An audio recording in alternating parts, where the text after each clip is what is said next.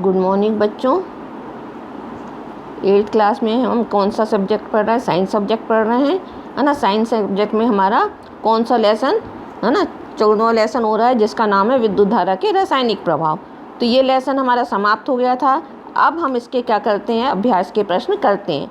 तो पहला प्रश्न क्या रहा हमारा? रिक्त स्थानों की पूर्ति कीजिए। खाली स्थान की पूर्ति करना है। तो खाली स्थान की पूर्ति में पहला वाला क्या है? विद्युत चालन करने वाले अधिकांश द्रव खाली स्थान तथा खाली स्थान के विलयन होते हैं। इसके आंसर नीचे लिखे हैं, है ना। इसके आंसर हमने नीचे लिखे हैं। तो पहला आंसर क्या होगा कि विद्युत चालन करने वाले अधिकांश द्रव अम्ल, क्षार तथा लवण के विलयन होते हैं।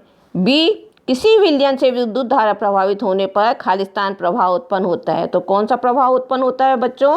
किसी विलयन में विद्युत धारा प्रभावित होने पर रासायनिक प्रभाव उत्पन्न होता है। सी, यदि कॉपर सल्फेट विलयन से विद्युत धारा प्रभावित की जाए तो कॉपर बैटरी के खाली स्थान टर्मिनल से संयोजित प्लेट पर निक्षेपित हो जाता है ना। तो ये क्या है? ऋण। ये हमने पढ़ा था, क्रियाकलाप में देखा था। तो इसमें क्या आएगा? ऋण आएगा। डी, विद्युत धारा द्वारा किसी पदार्थ पर वांछित धातु की परत निक्षेपित करने की प्रक्रिया को खाली स्थान कहते हैं। तो हमने ये क्रियाकलाप के द्वारा देखा था कि विद्युत लेपन क्या होता है ना। विद्युत लेपन हमने देखा था किसी भी धातु पर दूसरी मतलब सरल सस्ती धातु पर, है ना, जैसे क्रोमियम की परत चढ़ाई जाती है तो वो क्या कहलाती है? विद्युत लेपन कहलाती है। तो विद्युत धारा द्वारा किसी पदार्थ पर वांछित धातु की परत निक्षेपित करने की प्रक्रिया विद्युत लेपन कहते हैं। बच्चों, हमारे ये खाली स्थान हो गए हैं। इसके बाद हम दूसरा क्वेश्चन देखते हैं। तो दूसरा क्वेश्चन क्या है? प्रश्न दूसरा, जब किसी संपरीक्षित के स्वतंत्र सिरों को किसी विलयन में डुबोते हैं तो चुंबकीय सुई विक्षेपित हो जाती है। क्या आप ऐसा होने का कारण की व्याख्या कर सकते हैं, है ना। तो क्या था हमने इसमें देखा था विक्षेपित वाला?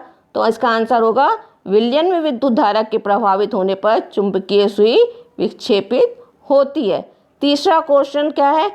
ऐसे 3 द्रवों के नाम बताइए जिनका परीक्षण चित्र में दर्शाए अनुसार करने पर चुंबकीय सुई विक्षेपित हो जाती है। हमें ऐसे 3 द्रव बताने हैं, है ना, कि जिनका हम क्रियाकलाप चित्र में दर्शाए अनुसार करते हैं तो उसमें चुंबकीय सुई विक्षेपित हो सके। तो उसके हमको नाम लिखना है। तो हमने देखा था, है ना, क्रियाकलाप के द्वारा हमने देखा था। तो वो कौन कौन से हैं? अम्ल, क्षार और लवण के विलयन। तो अब हमारे 3 क्वेश्चन हो गए। चौथा क्वेश्चन बच्चों हमारा क्या है? चित्र में दर्शाई गई व्यवस्था में बल्ब नहीं जलता। क्वेश्चन चौथा क्या है? चित्र में दर्शाई गई व्यवस्था में बल्ब नहीं जलता। क्या आप संभावित कारणों की सूची बना सकते हैं? तो अपने उत्तर की व्याख्या कीजिए। बच्चों, हमें ये चित्र दिया गया है ना। चित्र में क्या है कि मैंने बताया था चित्र में ना कि इसमें हम क्या करते हैं, नींबू का रस लेते हैं, फिर हम क्या करते हैं, उसको बैटरी के द्वारा उसको जोड़ लिया जाता है। तो क्वेश्चन क्या है? चित्र में दर्शाई गई व्यवस्था में बल्ब नहीं जलता। क्या आप संभावित कारणों की सूची बना सकते हैं? तो क्या है इसका आंसर? क्या होगा बच्चों कि जो चित्र दिखाया गया है ना, इस व्यवस्था में बल्ब प्रदीप्त नहीं होता है। इसका मतलब बल्ब दीप्त नहीं होता है। परंतु इसका अर्थ यह नहीं है कि द्रव में धारा प्रभावित नहीं हो रही है ना। द्रव में धारा प्रभावित हो रही है, लेकिन विद्युत धारा प्रभावित होने के बाद भी बल्ब नहीं जल रहा है ना। क्यों हो सकता है कि द्रव इतना दुर्बल हो कि बल्ब को प्रदीप्त करने में समर्थ ना हो, है ना। मैंने बताया था कि कई द्रव दुर्बल होते हैं, है ना। दुर्बल होने के कारण क्या होता है? विद्युत धारा प्रभावित करने पर उसमें क्या होता है? वो बल्ब प्रदीप्त नहीं होता है।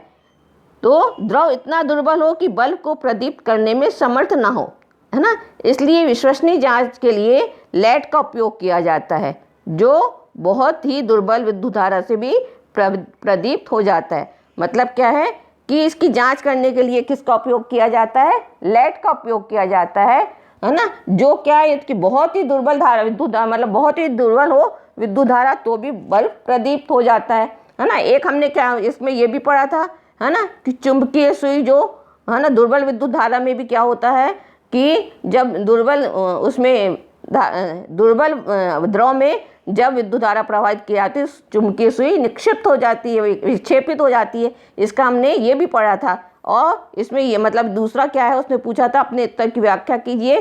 तो क्या है, इसमें लेड का उपयोग किया जाता है जो बहुत ही विद्युत धारा को प्रदीप्त हो उठता है। अब क्वेश्चन 5वां बच्चों, है ना। 5वां क्वेश्चन क्या है, दो द्रवों ए तथा बी के विद्युत चालन की जांच करने के लिए एक संपरीक्षित का प्रयोग किया जाता है। यह देखा गया है कि एक संपरीक्षित का बल द्रव ए के लिए चमकीला दीप्त हुआ है जबकि द्रव बी के लिए अत्यंत धीमा दीप्त हुआ है। तो आप क्या निष्कर्ष निकालेंगे। ठीक है, आपको दिया गया है कि एक परीक्षित बनाया गया है, उसमें देखा गया है कि मतलब एक बल्ब द्रव ए के लिए चमकीला दीप्त हुआ है ना। क्या है, एक जो संपरीक्षित बनाया है वो उसका बल्ब ए के लिए चमकीला दीप्त हुआ है जबकि जो दूसरा द्रव है बी उसमें क्या हुआ है, वो अत्यंत धीमा दीप्त हुआ है।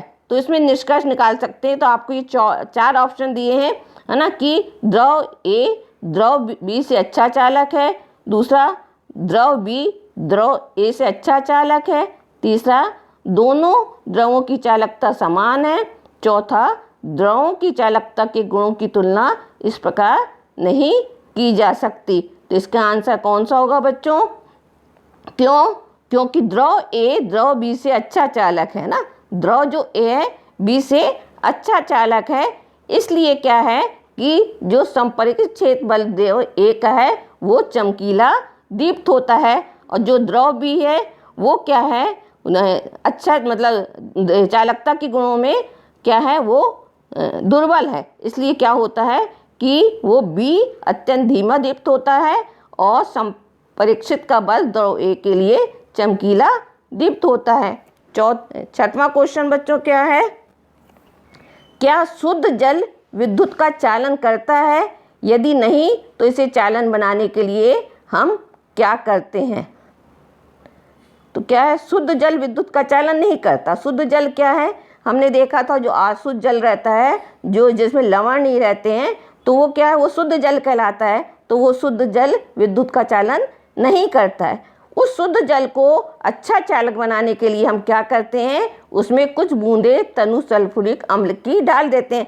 एक क्रियाकलाप हमने देखा ना जिसमें कॉपर सल्फेट लेते हैं, तो उसको अच्छा चालक बनाने के लिए मैंने बताया था कि 2-3 बूंदे सल्फ्यूरिक अम्ल की डाल देते हैं। सल्फ्यूरिक अम्ल डालने से क्या होता है, वो अच्छा चालक सुचालक बन जाता है।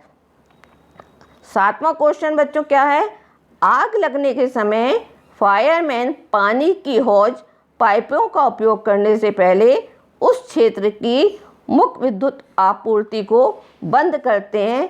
व्याख्या कीजिए कि वे ऐसा क्यों करते हैं। आपने देखा होगा बच्चों, जहाँ आग लगती है तो फायरमैन को बुलाया जाता है ना। क्या किया जाता है, फायरमैन को बुलाया जाता है। तो क्या होता है, फायरमैन को बुलाया जाता है तो फायरमैन क्या करते हैं कि पानी के पाइपों का उपयोग करने से पहले उस क्षेत्र की मुख्य विद्युत आपूर्ति को बंद कर देते हैं, है ना। फायरमैन जब जहाँ आग लगती है फायरमैन पाइपों के द्वारा पानी डालते हैं, लेकिन उस पानी के द्वारा डालने से पहले क्या करते हैं, जहाँ आग लगती है उस क्षेत्र की विद्युत आपूर्ति को बंद कर देते हैं। क्यों करते हैं, है ना, क्यों करते हैं। तो इसका आंसर क्या है, शुद्ध जल विद्युतहीन चालक है। शुद्ध जल क्या है, विद्युतहीन चालक है, परंतु नल का जल विद्युत का अच्छा चालक है ना। इसके पहले जब हमने पढ़ा था कि शुद्ध जल अशुद्ध जल क्या है, विद्युतहीन चालक है, परंतु हमने देखा था नल का, हैंडपंप का, कुएं का पानी जो रहता है वो विद्युत का सुचालक होता है। तो क्या है, नल का जल विद्युत का अच्छा चालक है। तो विद्युत के झटके से बचने के लिए फायरमैन पानी की हौज का उपयोग करने से पहले मुख्य आपूर्ति को बंद कर देते हैं, है ना। यदि वो बंद नहीं करेंगे तो क्या होगा, है ना, क्या होगा, वो जो पानी भर के लाते हैं वो शुद्ध जल तो रहता नहीं है ना। तो जो पानी भर के लाते हैं वो बाहर मतलब नल का पानी रहता है, कुएं का पानी रहता है। तो क्या होता है, उसके झटके से बचने के लिए, है ना, क्या वो विद्युत का क्या है, विद्युत का अच्छा चालक होगा। तो यदि चालक होगा तो वो विद्युत धारा को बंद नहीं करेंगे तो उनको क्या होगा, करंट लग सकता है। इसलिए विद्युत के झटके से बचने के लिए फायरमैन पानी के हौज का उपयोग करने से पहले मुख्य विद्युत आपूर्ति को बंद कर देते हैं। 8वां क्वेश्चन बच्चा क्या है अपना, तटीय क्षेत्र में रहने वाला एक बालक अपने संपरीक्षित से पीने के पानी तथा समुद्र के पानी का परीक्षण करता है। वह देखता है कि समुद्र के पानी के लिए चुंबकीय सुई अधिक विक्षेप दर्शाती है।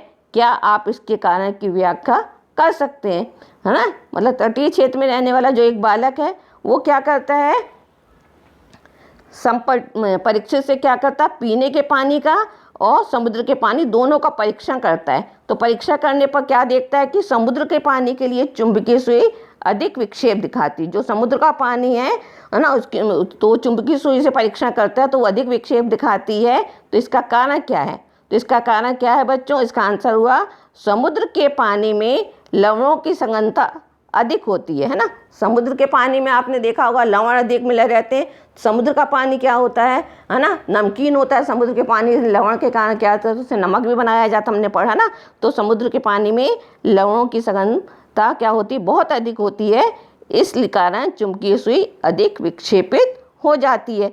तो क्योंकि लवण की अधिकता रहती है तो वो पानी क्या होता है, विद्युत का सुचालक होता है, जिसके कारण चुंबकीय सुई अधिक विक्षेपित हो जाती है। तो बच्चों आज हमने इतने क्वेश्चन आंसर इसमें से देख लिए। इसके आगे के क्वेश्चन हम आगे देखेंगे।